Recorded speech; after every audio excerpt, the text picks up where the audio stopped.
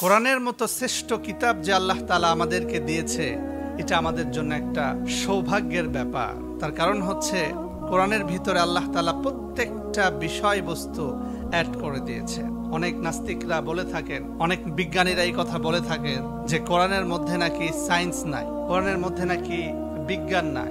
অথচ আল্লাহ তাআলা কোরআনুল কারীমের মধ্যে স্পষ্ট করে বলেছেন, মা ফাররাতনা ফিল কিতাবি মিন শাই। কোরআন এমন একটি কিতাব, কোরআনের ভিতরে এমন কিছু নাই যেটা আমি দেই নাই, যেটা আমি রাখি নাই।